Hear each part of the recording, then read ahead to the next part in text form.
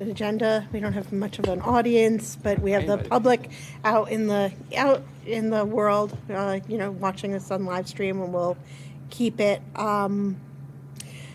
I have a few opening remarks, and then we're going to have some presentations from the staff to let the committee know about what we've been doing for the primary and what we are going to be doing in the general election.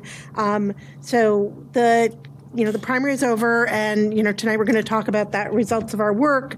Unfortunately, the turnout was not that great, but there is some promising statistics that we will be working on and looking at as we get the actual official results to see if our targeted strategies worked in the districts that we targeted, which were the open seat districts. And the just preliminary numbers show that there is some promising look to that, because some of those races had some of those city council districts had higher than the city average turnout. So, it shows that our focus work, was well spent. So that's promising. But Amanda will be doing some more research once we get the actual files from the Board of Elections to see the people that we actually touched, how well that worked to get those people out to vote. But before we move on to thinking about the general election and in the future, I just want to talk a little bit and recognize some of the great voter outreach and education initiatives that we did for the primary. And so the first I want to talk about is the voter guide, which is for over 30 years one of the signature education products of the Campaign Finance Board. This year it got a complete overhaul, and if you will indulge me, I'll give you a short walkthrough of how it changed. It looks great. In Bangla? But I will not be giving it in Bangla. That I will not give. Mazita can translate for me. Yeah, you want to? Okay, thanks. Okay. So as you know, and I think some of you participated, last year we decided that we would do some focus groups and some outreach to figure out what would make the voter guide better. What would make people want to read it, what kind of messaging would be useful, what size, what look and feel. And so as a result, we made a lot of changes to the look and feel. And so one of the big changes was actually just the size, which I have had a lot of my friends comment on, that having it be magazine size was a great improvement rather than the slightly larger the magazine size it was before. This inside, we redid all of the way the whole guide looked, make it more welcoming and inviting.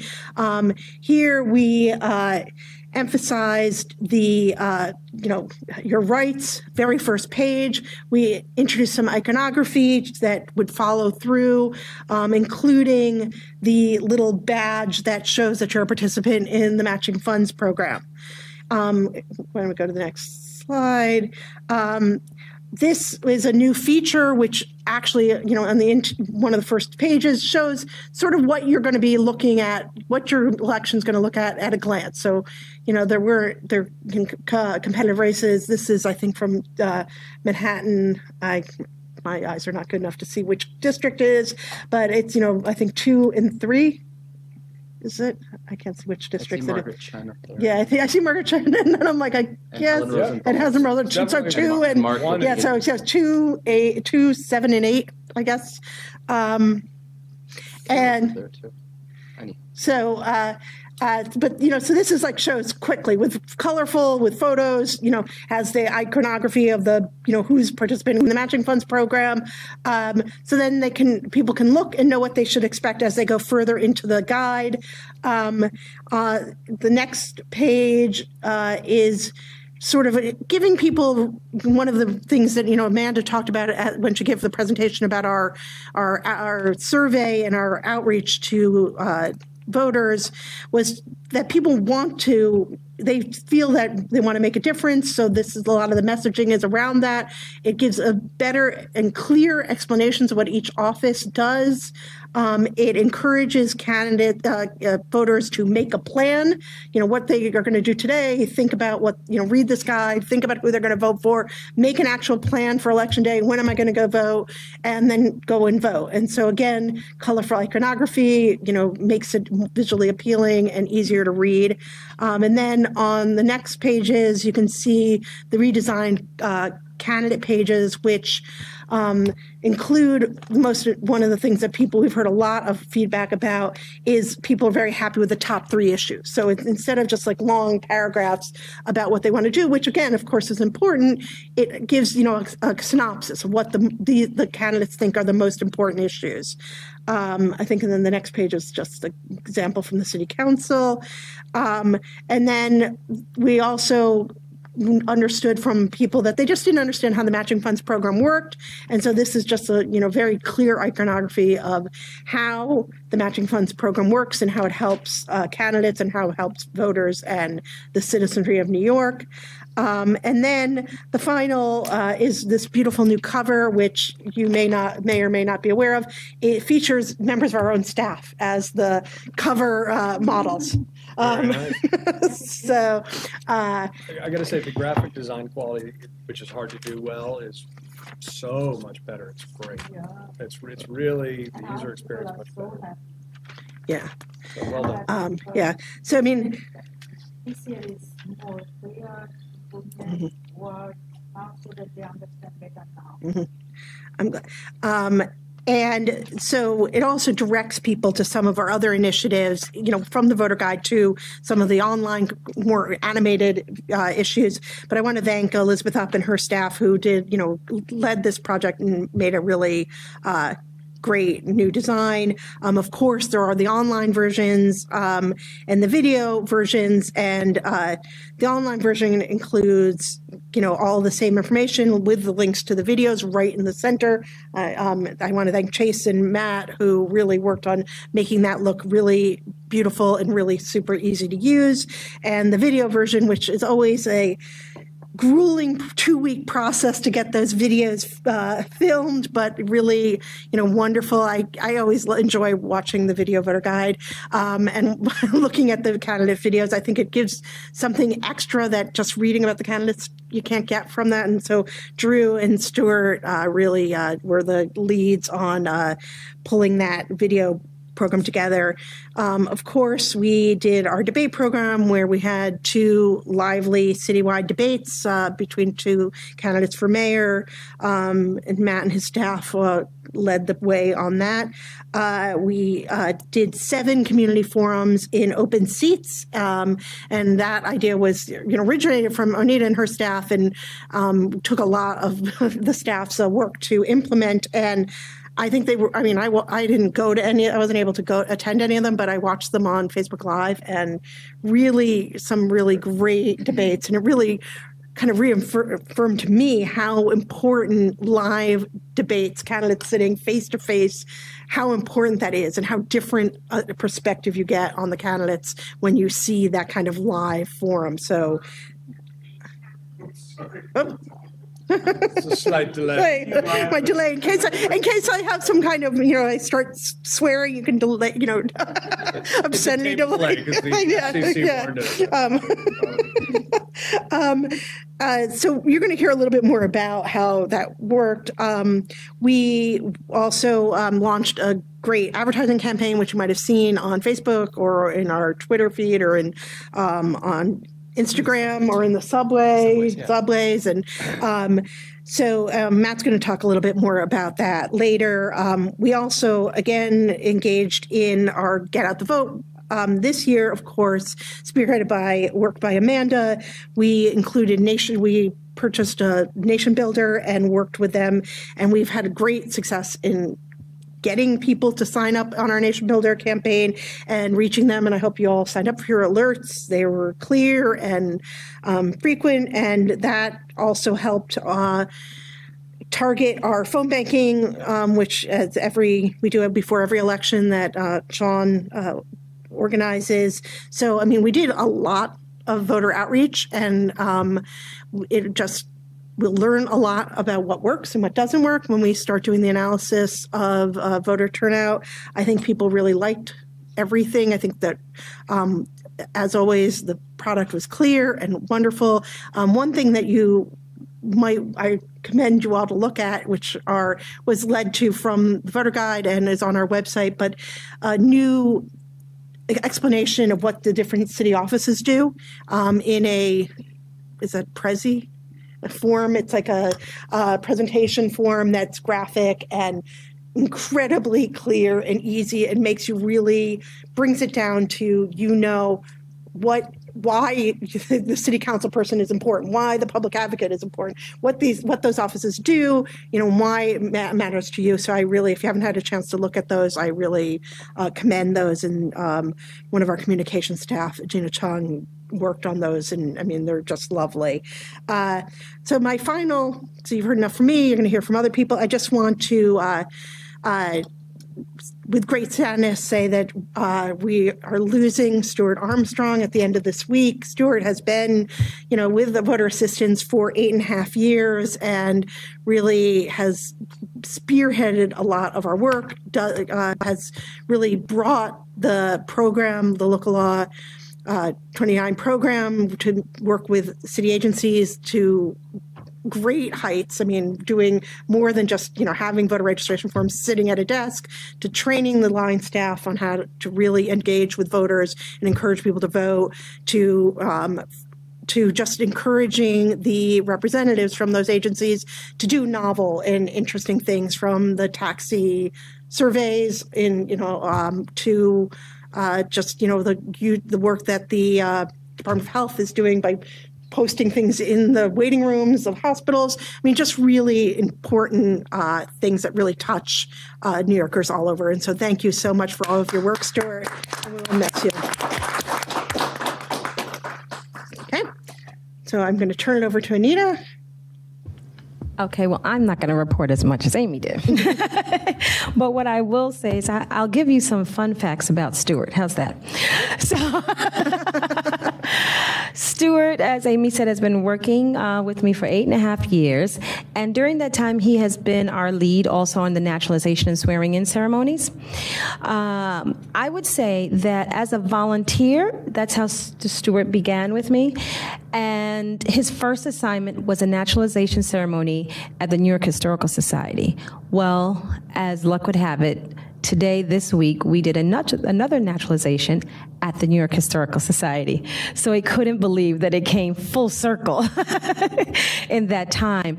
And if you start to think about it, he has done naturalizations. He's done about at least 100. I would say about 100 of them. And if you think that in each you register at least 100 people,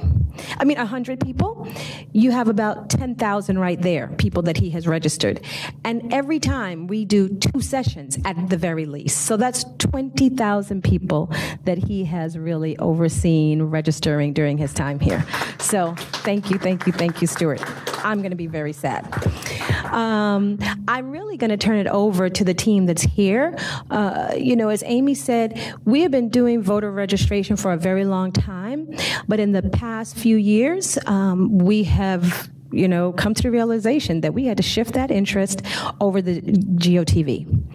And we really ramped on. That's when Amanda joined us, when Sean joined us as well, to really start to develop a plan of door knocking, phone banking, analyzing who we have, how do we build these people and stay in contact with people. So I'm really happy for the work they've gone above and beyond with the work, and I think the trajectory of where we're going there is going to be very promising. I am always asking the same question. I see how the city averages, but what about the people we touch? Right? And each time they're able to come back and say the people who we've touched have participated at higher rates. So that is very promising, and if we can continue to invest into the work that they're doing, that we hope that we'll start to see more, positive changes. So with that, I'll ask them to begin. I know Amy started with voter education, so Drew, why don't you start with voter education? I would love to. Thank you. So for the 2017 Video Voter Guide, we had a thought to attempt to appeal to a wider range of viewers and voters, of course, here in New York. Millennials, you know, get them involved. So we did a casting call, well, a casting search, and came up with a young millennial. That's an oxymoron, I guess. Millennials will always be millennials. So even when they're 50, they'll be millennials. That's That's true. true. So That's right. It's depending on what year you were born, correct? Yeah. Thank you. I stand corrected. So we gave it a fresh new look. We think we gave it a fresh new look. We took portions of the show. We filmed on location. We filmed 187 candidates in 11 days. We went back again to Next Millennium Productions, and we wanted to engage the public. So we actually talked to some of the voters in New York. So, Sean, if you could. Need to refresh it. just having a.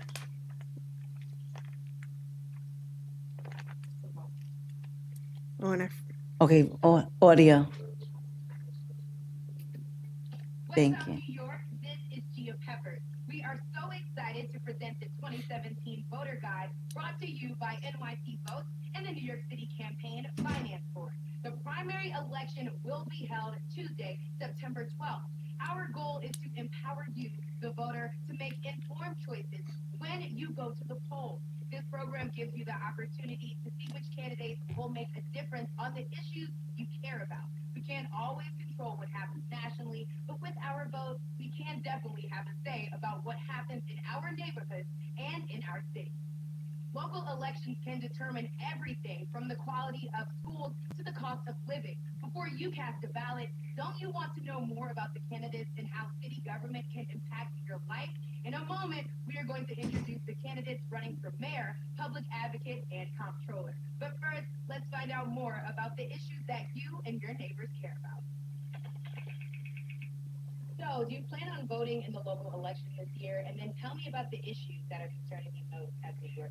Oh gosh, I definitely plan on voting both in the primary election and of course in the general election as well. I think they're both really important because there's a lot of issues that are affecting New Yorkers that are decided by city government. Nice legal disclaimer. Yeah. Yes. So that's just a little snippet of the citywide show. The individual videos, which we'll show you just a little bit in a moment, were included in the show, of course. Each candidate, again, had 2 minutes to tell us why we should vote for them. And those videos, as Amy said, were posted online. And we went also on social media. We gave links to the candidates. They could put it on their individual websites. The people who the New Yorkers who gave us statements, they put it on their website, on their social media. So we were happy about that. So we take a very quick look at the candidate, one of the candidate statements. I'm Mayor Bill de Blasio. All across America, big money from special interests is dominating our democracy. I've never been more.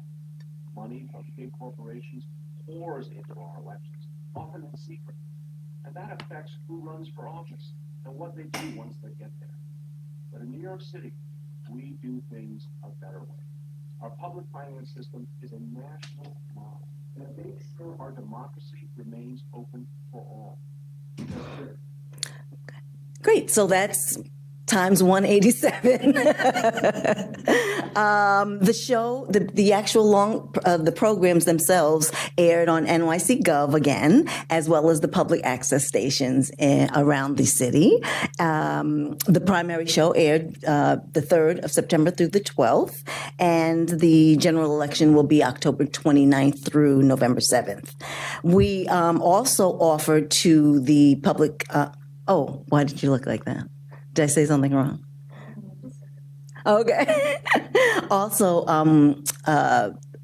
CFB produced 15-second promos, PSAs, public service announcements, which we also offered to NYC Gov and to the public access stations. So we'll just show a quick clip of that.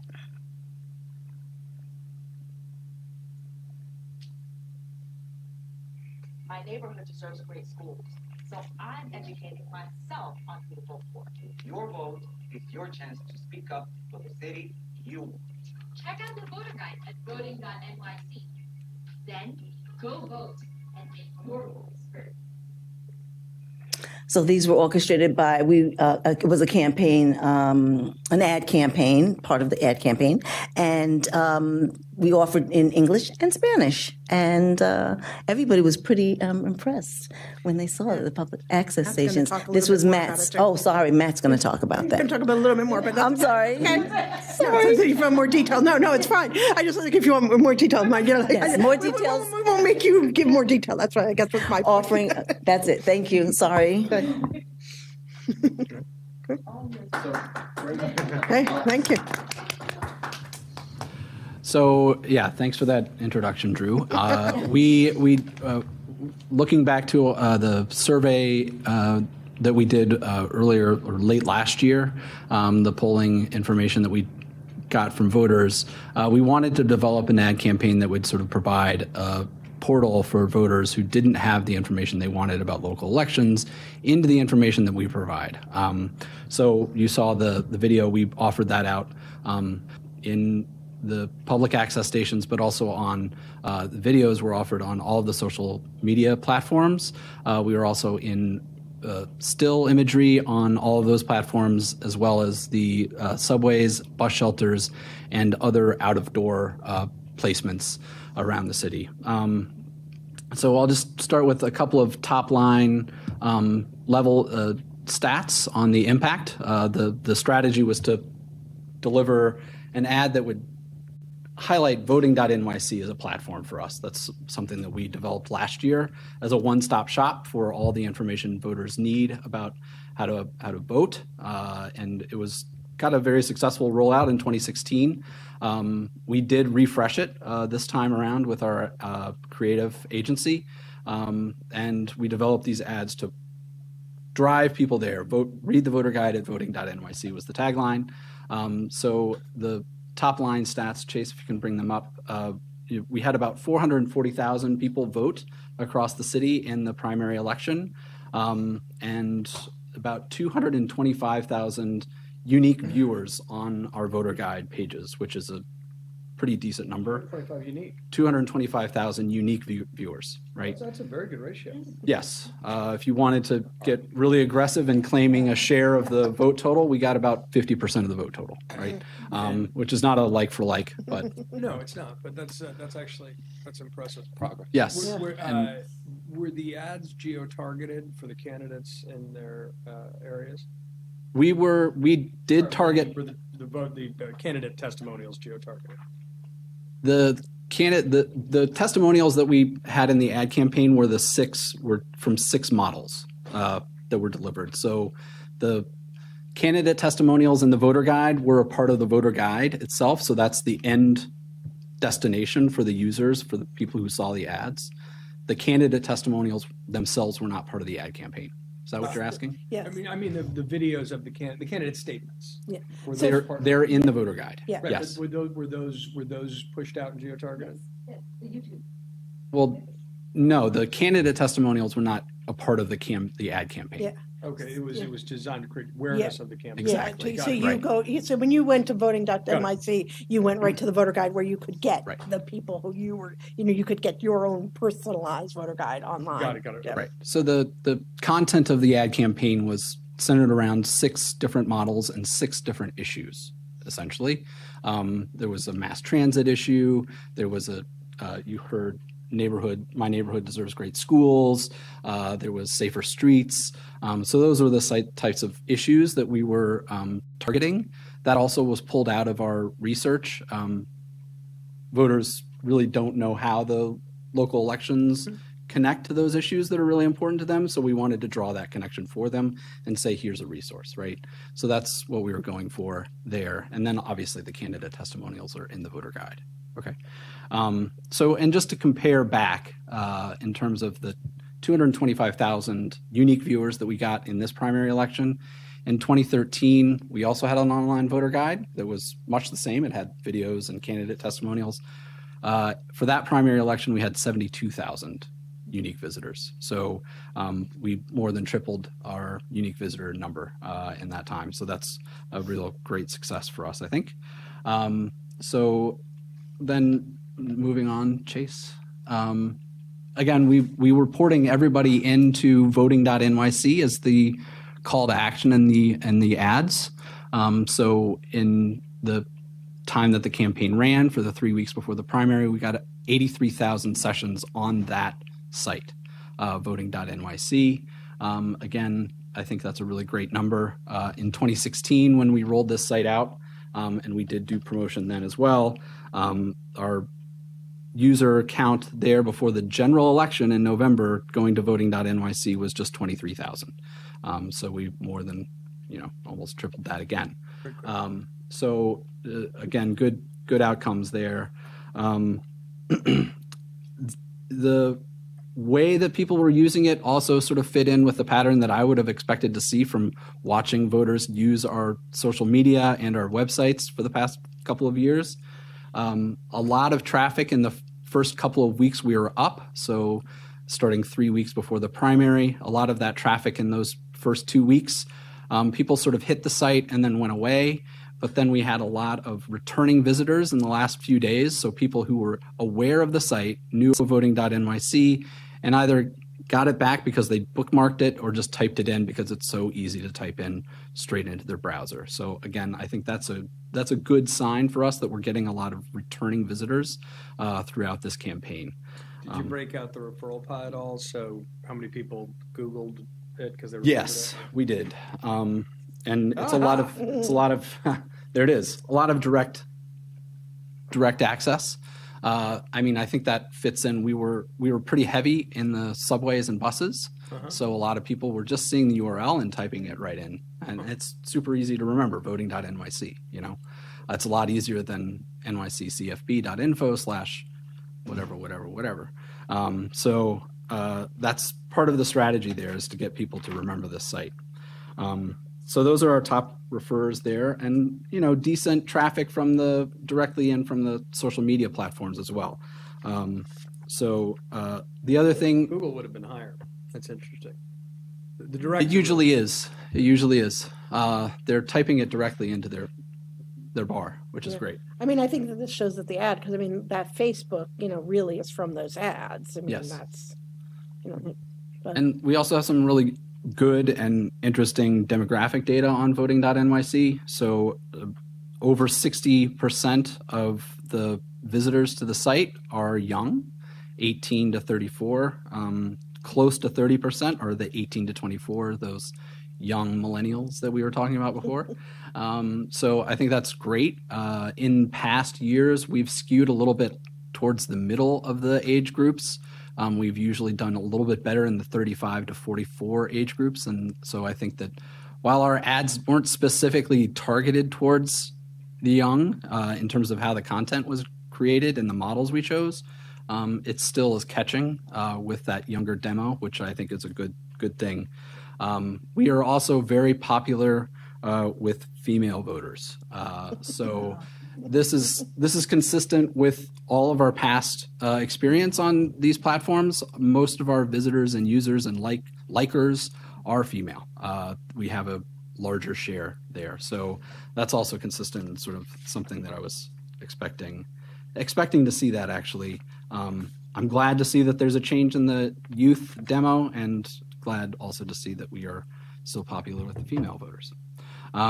So we did have some nice impact on our social media. We did well on Facebook. We grew our audience significantly in that 3-week period. We had a very large number of video views. We can look at some of the YouTube numbers in a second. Twitter also great activity. And you know, it's not like we're not posting good content, I think, anyway, on our social media. I mean, this is the slide. The next slide is about some of our other content development that we've done. Voters of New York is always a popular thing that we've done. We've done that for the last 3 or 4 years. I think since 2012 is when we really started doing that. People like this. So we're doing pretty nice stuff, but the ads, I think, have been a really nice compliment and driven a lot of traffic and eyeballs. So that's nice. And then where we'll end up is the YouTube, vote for the city you want. I think, Chase, correct me if I'm wrong, but some of this may include actual views of the candidate profiles on our YouTube channel. Is that correct? Or is this just? This is just the ad campaign. Okay. So we've not seen on our YouTube channels numbers like this before, which is good. But now, how is this people like? So does it count? Like, if I look at excuse me for not knowing anything about how social media works, but if I watch that video on Facebook, it doesn't add here. It shows Correct. on the Facebook. And so I have to actually go to YouTube, and this is on 130,000 people went to YouTube and looked at the ads. Or we're on YouTube already watching something else, and we were advertising on YouTube as well. So that would have been the impact here. Matt's at home and me and his children just watch different computers. That's, you know, my children don't know who I am because I haven't been paying any attention to them. Yeah, so in addition to these numbers on YouTube, well over 500,000, 500,000 views of these videos on Facebook, and about 30,000 on Instagram, and over 150,000 full views on Twitter. So, I mean, those are 100% view stats there. And so just ads, which is impressive. 15 seconds. Yep. So good. Do we have a thesis? Can I ask you a question? A thesis for, okay, so we had, we drove a lot of traffic to voting.nyc, but a lot of people went to our website, to the voter guide, the online voter guide directly. So do we have an idea of where those people came from? there were some links that came in from New York Times directly. That's some of the referral traffic. It's a good question how people are ending up. They may have bookmarked it. Some of the people that were hitting our site in the first 2 weeks from voting.nyc may have bookmarked the page just as a reminder to come back, and that may explain some of that direct traffic. The URL is fairly long, so I'm not really sure how they would have dialed that in directly. I mean, my question, I guess maybe this will segue to what Amanda's going to talk about. It's like in the Nation Builder, in those, when we sent the voter guide is ready, was there a link? It directly linked you to the voter guide, so some of the traffic is from that. Yours is dead. Okay. Yes, though I can't claim the traffic that was going directly to the voter guide given our Nation Builder numbers right now.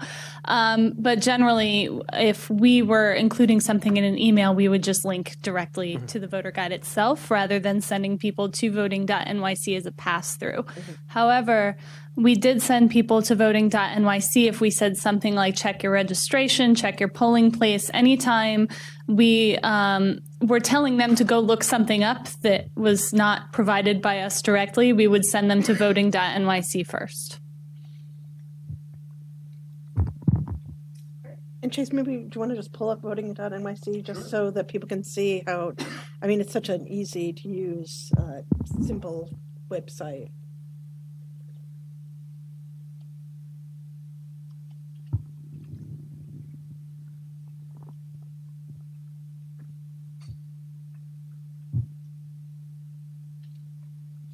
Basically, there's 4 questions. Yeah, so again, the strategy was to make it clean and simple. I mean, something we haven't seen in New York City is one place where you can go and get all of the information here on Election Day. And if you look at the visitor stats to our voter guide, like I said, I probably should have broken this out. The spike comes in the day before and the day of primary day. So out of the 225,000 unique visitors to our voter guide, 150,000 of those came on primary day itself. Wow. So those are people that are probably using mobile. They're maybe walking to the poll site when they're looking up information about who their candidates are or where their poll site is even, right? So we have those two as the first buttons there. Read the voter guide. That's clear, and it ties back to the ads that we have all over the city, and where to vote, where to go. And then if you get there and you have a problem, your rights, how to vote. And then earlier on in the campaigns, we do voter education, and voter registration is there as well. For the get out the vote, it's really the first three buttons. And I mean, this was redesigned in the last couple of weeks before this election by our creative firm. And I think they did a lovely job tying this all together. They did a great job. Yeah. I'm stunned. I mean, given those numbers are exactly where they should be, that the SEO, that so many people came direct, particularly on mobile, that's a testament to the branding and probably means there's room for growth in terms of optimizing SEO search later, but that's great. Yeah. Well, if you saw the ads in the primary, get ready to see a lot more of them for the general. Wish we had more competitive elections. I just want to say it's a very useful, the website, the way it's structured, it's mobile friendly. And so for anybody watching, it's a very accessible website. And kudos to your team, all you guys for putting it together. Yeah, I did tell 3 people at my poll site to go there who were like having trouble, because they were like, oh, go to that table, and I was like, why don't you just look it up on voting.nyc? So Yes. where you're supposed to, which table you're supposed to go to. Great. Thanks. Snap.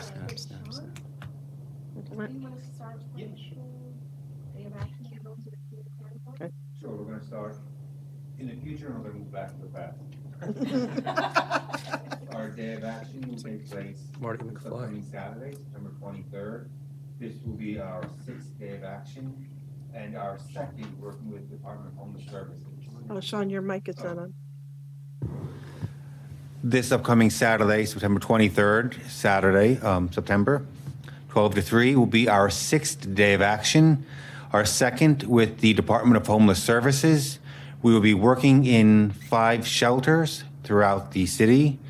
City Council Districts 2, 4, 8, and 41, which is Manhattan, Bronx, and Brooklyn. At this point, we have about 50 volunteers. We're going in to register individuals in time to vote in the general election. And so that we are working with also Live On New York for this, Department of Homeless Services. We have a bunch of students from NYU and other different organizations. So we're rather successful. Last time we did this was last October, last fall, and we registered over 120 individuals. So we're hoping to do the same, if not better. Now, jumping back into the past, we're going to do the candidate community forums. This was part of our education initiative. We wanted people to make a better informed decision on election day. And we're going to show you some images and some pictures of how that went. As we were working in open districts, we were working in 7 for this initiative. And Drew, if you may. Yeah. Oh, sure, sorry. These districts were City Council District 2, 4, 8, 13, 18, 41, and 43. The first one took place on August 29th, not April. And can we see it was held at Thrognext Community Church. These are some pictures you may see. This is the one we did slightly off. This is the one we invited all the candidates to participate in this one. You got over 100 people.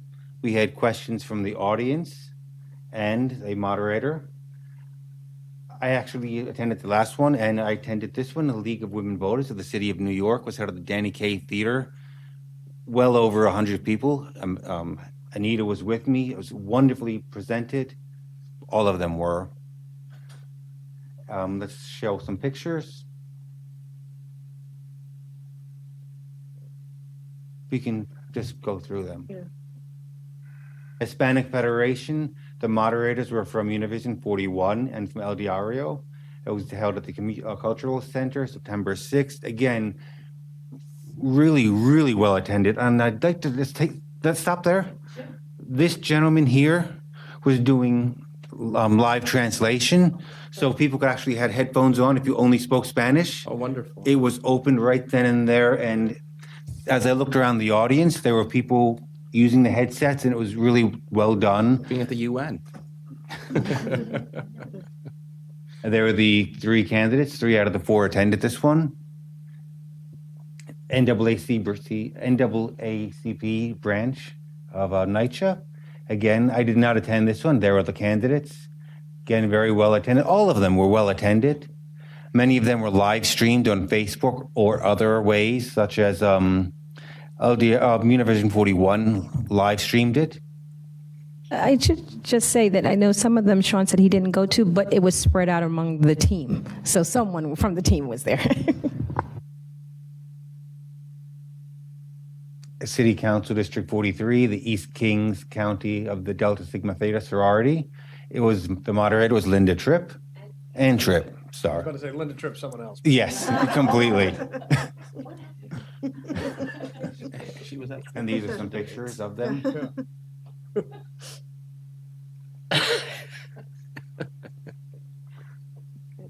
The reason for the pictures, it was very well attended. It was very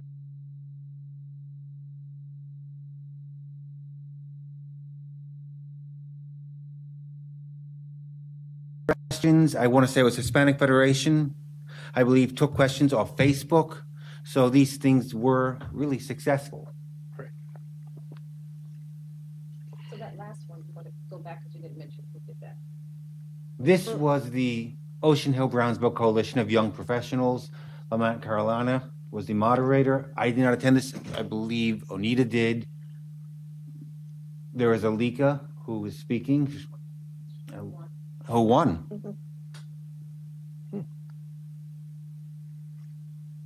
And Garafun, Coalition USA, cities. We can just. Dominic Carter was the moderator. Very, very lively forum. So that was just, we wanted to share those images with you. If you have any questions, I'd be happy to answer anything. What's wrong? And there was such a wonderful array of events that were held. Was there anything that you thought, from your experience, was more successful in attracting people to attend or participate, and to increase participation also from the involvement of the co-organizing entity? Well, I like the fact that we worked with community organizations that have some history in that district, so they had some contacts there already. So that was great, helped reaching out to them. The outreach was very important too, and it was done. We worked with Matt's team, so that was, it was a full team effort. And I like the fact that the ones that worked with the audience and took questions, you had more lively, more exciting questions. Right. As far as this will be replicated now for the general, I presume? No. Any of these efforts? Well, this was our pilot to see, because as you remember, we gave them grants for it. So it was a pilot to see if it would work and if it was something that we would want to continue and could invest in. So we're hoping that what Sean is doing now is he has put together all of his observations. The rest of the team is putting theirs together, and we're going to really get into how can we make this better as well. So hopefully you'll see it again. And each of the sponsors is giving a report on how they did it and how many people attended, and so we'll get that kind of a final best practices to see what worked for them, what they wish they would have done differently, and what they wish differently from us. So we get together and go from there. Yeah. And finally, the last thing I'll touch on is, as we always do before an election, we do a GOTV, a Get Out the Vote, starting that Saturday prior and ending at 8 o'clock on Election Day. This time around, we had roughly about 4,000 phone calls. We had a contact rate of 25%. We worked with some young students from the Urban Assembly High School in the Bronx and from the Bronx Science Key Club. So that's always great to work with the students. And Amanda will talk more about those results, but it was the first time we worked with Nation Builder to make the phone calls and to store the information. So that's the first.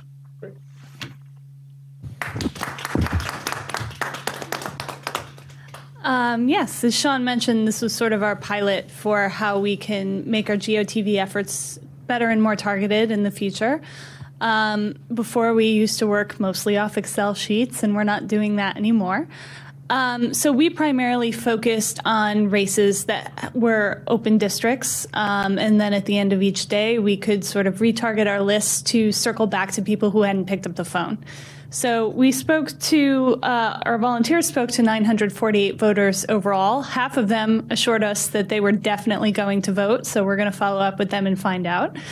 In addition to that, there were a number of voters we spoke with who said they weren't going to vote because they had been registered at Student Voter Registration Day and they were outside the city for college. So we took that information down and we're now able to circle back with them and find out, okay, you wanted an absentee ballot, you didn't apply in time, we can do that outreach now that we know that they need one.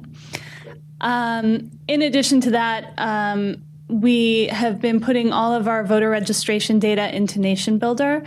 This is allowing us to sort of target our outreach in different ways now because there's information we can collect off the voter registration forms, such as whether or not someone will be 18 on Election Day, if they provided an ID or not at the time they registered to vote. So if people opt into emails from us, we can say, hey, you didn't provide an ID. You might need to bring one of these documents to the polls. And we can tell if they checked off on the voter registration form, if they need an absentee ballot. We put all their information in and we can find out what districts they're in and target outreach to them specifically to say, hey, here's your unique link to the voter guide, should we wish to do that. There were some people who lived in those open districts that Sean mentioned where they had a candidate community forum. We included, hey, there's going to be a forum happening in your neighborhood. Go check out your candidates. So while in many ways I feel like it's still sort of in its infancy as we grow our numbers a little bit, we have over 1,500 people now signed up for election alerts, and I think nearing 800 signed up for text message alerts. Over the past couple months, we're seeing a big uptick in the number of people who are signing up, particularly as we mention it in our voter guide. We saw a lot of traffic picking up around Election Day, and we're getting really positive feedback from voters about what our communication strategy has been. We have been sending, voters can opt in. If they opt into email or text messages from us, that's sort of your basic level plan. We'll send you election alerts. So we'll remind you of upcoming voter registration and absentee deadlines. We'll send you a reminder a week before Election Day to check out the voter guide and make a voter plan. And then we sent 3 alerts around Election Day, one the day before, reminding people to check their poll site, one at 6 a.m. on Election Day, reminding them that polls were open, and one at 6 p.m. to remind them they had a few hours left to vote if they had already voted, to share their selfie with the I voted sticker. Yeah, that's excellent. People typically forget. 2 elections ago, we took our selfie. People usually tend to forget to hashtag NYC Votes, so we made sure to remind everyone to do that when we did that sort of outreach. So we're hearing really positive feedback so far, and we're experimenting with a few different ways to increase the number of people we sign up. We've worked with Matt's team to use this service called Action Sprout, which is a way to collect opt-ins through Facebook, because everyone who interacts with us on Facebook gets pulled into our nation, in Nation Builder lingo, into our database. But because of privacy standards, their information is held back. But now we're using a service where if they interact with one of the posts we put up through this service, they are given the option to opt into email directly through Facebook. So one of the things that we had experimented with that was pretty cool, and we're going to do this again for the general election, was a photo wraparound on Facebook where you could change your profile photo to have the I voted sticker on it, and a design that sort of mimicked the I voted sticker.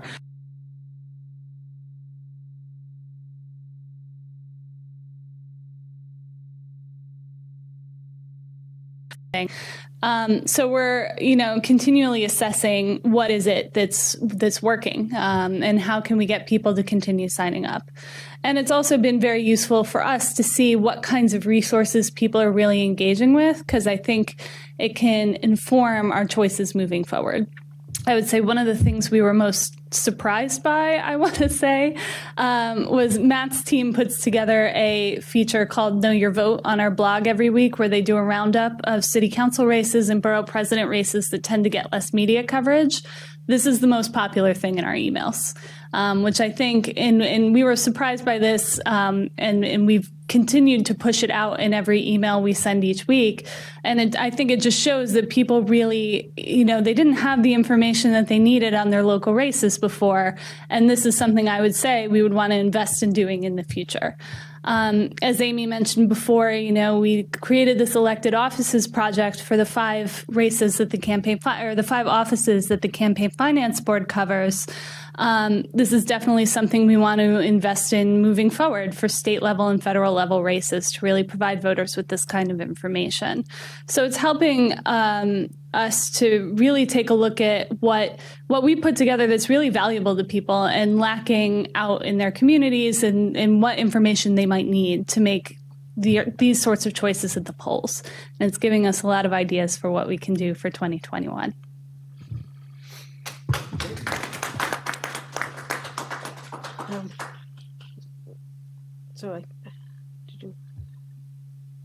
I just wanted to add quickly, just in the overview that I gave about the ad campaign, I failed to mention that the language coverage that we provided in those ads. We published the videos in English and Spanish, and the print ads went into the subways in English, Spanish, and Chinese. But in all of the covered languages, so English, Spanish, Chinese, Korean, and Bengali, we were on social media and also in print media, Bengali included in some of the Bengali print publications. So I just wanted to share that and say that there was anecdotal, very positive feedback to having advertisements placed on social media in particular. That's where we can hear the feedback coming back to us in Chinese, Korean, and Bengali. There was a lot of positive feedback about just having that resource published in those languages for them. So I just wanted to share that because I know that's an issue for us. Thank you very much. I wanted to ask Stuart if he could come up also, if he can get a microphone to talk a little bit about National Voter Registration Day. That's coming up. Yeah, so we'll do this one. This is all past looking now. This is what we're working. A lot of these things will be repeated for the general election, but this is our, annual. So coming up next Tuesday actually is National Voter Registration Day. We have 23 plus partners signed on to do over 180 different drives. It's going to be really good. Last Friday we had our first training, and we will have our last training this Friday. And all our partners are receiving their materials currently. We're also going to do a press conference on Tuesday with our biggest partners. We're partnering with YMCA throughout the city. All of their locations will be open for voter registration. Live On New York is also having a very big event a little after National Voter Registration Day. It's early October 4th, I believe. We are also partnering with the Parks Department again. They have 30 plus sites opening up. They're a great partner. HRA is also opening up 9 sites for people to enter. We're also doing a huge volunteer push for them and YMCA. And that's about it. So it's next Tuesday. Okay. Thank you. Thank you. So I'll just say that in the next meeting, we'll talk more about our youth initiatives. And I think, and after that, we'll start talking about advocacy again. So the numbers that you're hearing here, they're reaching hundreds of thousands of people. And one thing is in common, electronically. Right? That's what people are interested in. So that will help to bring and inform our discussions as we move into our advocacy with the legislators about this is how people want to engage, and these are the tools that they're going to need in order to really get to the polls. So we look forward to bringing all of that power from our team to our advocacy. Thank you all. Thanks.